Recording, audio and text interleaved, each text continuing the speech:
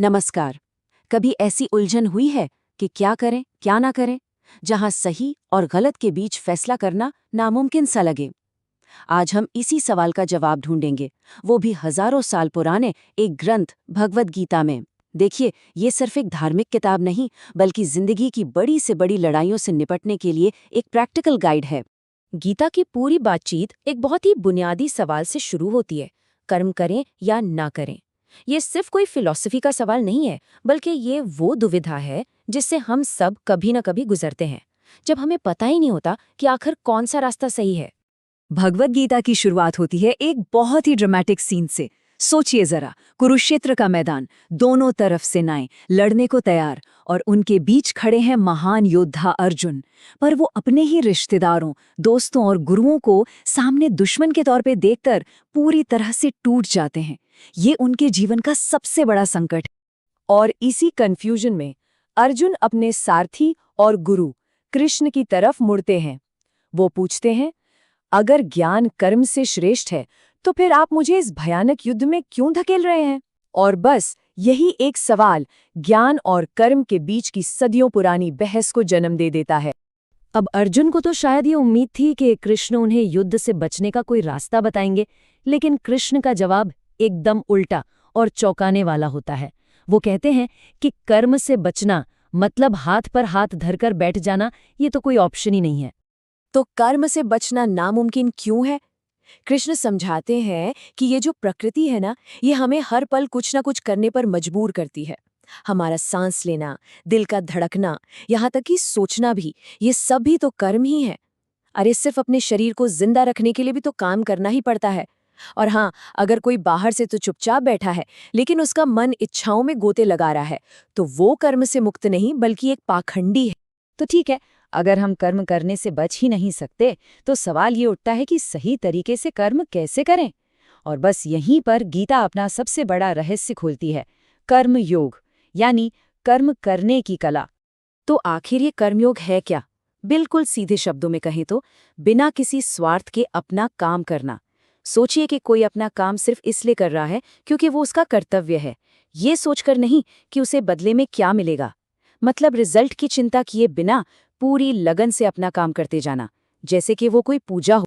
चलिए, अब जरा इन दोनों तरीकों के बीच के फर्क को देखते हैं। देखिए, एक तरफ है वो काम जो हम लगाव के साथ करते हैं, जहां सारा ध्यान सिर्फ रिजल्ट पर होता है, मुझे क्या मिलेगा। और ये रास्ता ये सीधा तनाव, चिंता और बंधन की तरफ ले जाता है। और फिर दूसरी तरफ है कर्मयोग। यहाँ फोकस कर्तव्य पर है, काम पर है, और नतीजा आजादी, शांति और मन की शुद्धि। तो एक रास्ता है सिर्फ अपने फायदे के लिए, और दूसरा समाज के कल्याण के लिए। गीता के हिसाब से जब हम बिना किसी स्वार्थ के काम करते हैं, तो वो सिर्फ एक अच्छा काम नहीं होता, बल्कि इस पूरे ब्रह्मांड को चलाने में हमारा एक छोटा सा योगदान होता है। इसे यज्ञ कहा गया है। मतलब हमारे छोटे छोटे निस्वार्थ काम भी एक बहुत बड़े मकसद का हिस्सा बन जाते हैं। और इस रास्ते पर चलने का आखिरी इनाम क्या है? गीता कहती है, आसक्ति के बिना कर्म करने से व्यक्ति परमात्मा को प्राप्त करता है। यानी सही तरीके से काम करके ही हम जिंदगी के सबसे बड़े सच तक पहुंच सकते हैं। ये सब सुनने में तो बहुत अच्छा लगता है ना? पर अगर कर्मयोग इतना पावरफुल है, तो हम सब इसे इतनी आसानी से कर क्यों नहीं पाते? आखिर हमारे रास्ते की रुकावट क्या है? कृष्ण के मुताबिक असली दुश्मन बाहर नहीं बल्कि हमारे अंदर ही छिपा है, और उसका नाम है काम। यानी कभी न खत्म होने वाली इच्छा या वासना। ये जुनून से पैदा होती है, और जब ये पूरी नहीं होती तो भयंकर गुस्से में बदल जाती है।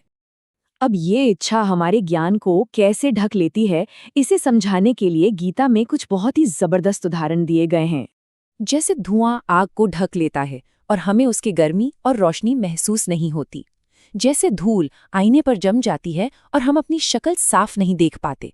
और जैसे एक झिल्ली गर्भ में पल रहे बच्चे को ढके रहती है, ठीक वैसे ही ये इच्छा हमारे असली स्वरूप, हमारी आत्मा को ढक लेती है। तो सवाल ये है कि हम इस अंदर की दुश्मन यानी इच्छा को हराएं कैसे? कृष्ण अर्जुन को इसका उपाय बताते हैं, और वो उपाय है ज्ञान, अपने बारे में सच्चा ज्ञान, यानी आत्मज्ञान। और ये ज्ञान हमें खुद पर कंट्रोल पाने का एक पूरा रोड मैप देता है। इसे एक सीढ़ी की तरह समझिए। सबसे निचले पायदान पर हैं हमारी इंद्रियां, जो हमें बाहर की दुनिया की तरफ खींचती हैं। तो शुरुआत यहीं से करनी है, इन्हें कंट्रोल करना है। इंद्रियों से ऊपर है हमारा मन, जो उनसे ज्यादा ताकतवर है। मन के भी ऊपर है हमारी बुद्धि, जो सही गलत में फर्क करती है। और सबसे ऊपर है हमारी आत्मा, हमारा असली मैं। तो तरीका यह है कि हम अपनी आत्मा की रोशनी से अपनी बुद्धि को गाइड करें, बुद्धि से मन को कंट्रोल करें और इस तरह इच्छा रूपी दुश्मन पर जीत हासिल करें। आत्मज्ञान की ताकत को समझाने के लिए एक और जबरदस्त मिसाल दी गई है। जैसे एक धधकती हुई आग लकड़ी के बड़े से बड़े ढेर को भी जलाकर राख कर देती है, ठीक उसी तरह आत्मज्ञान की आग हमारे सभी कर्मों और उनके बंधनों को जलाकर खत्म कर देती है। अब हम एक बहुत ही गहरे आइडिया पर आते हैं, कर्म में अकर्म देखना। इसका मतलब है ये महसूस करना कि असल में काम करने वाले हम नहीं हैं। हम तो बस एक जरिया हैं, एक इंस्ट्रूमेंट जिसके जरिए ये प्रकृति या ईश्वर अपना काम कर रहा है। ये सोच हमें मैंने किया वाले घमंड से आज़ाद कर देती है। और सच कहूं तो यही समझ असली आज़ादी की चाबी है। जिस पल ये एहसास हो जाता है कि हम करता नहीं हैं, हमारे मन के सारे शक, सारे संदेह मिट जाते हैं और हम दुनिया के सारे काम करते हुए भी उन कामों के बोझ से पूरी तरह आज़ाद रहते हैं। तो इस सारे ज्ञान के बाद अब हम उस आखिरी पल में पहुंचते हैं जहां कृष्ण अर्जुन को अपना फाइनल कमांड देते हैं। और ये है वो आखिरी पुकार। कृष्ण कहते हैं, आत्मज्ञान की तलवार से अपने मन में बैठे शक को काट दो, कर्म योग का रास्ता अपनाओ और युद्ध के लिए उठ खड़े हो। ये अर्जुन की शुरुआती उलझन का सीधा और पावरफुल सॉल्यूशन है। डर और इनएक्शन की जगह अब क्लैरिटी और एक्शन ने ले ली है। तो हमने देखा कि कैसे भगवद गीता कर्म न करने की दुविधा का समाधान कर्म योग के जरिए देती है, यानी बिना फल की चिंता किए अपना कर्तव्य निभाना। ये हजारों साल पुराना ज्ञान आज भी उतना ही काम का है।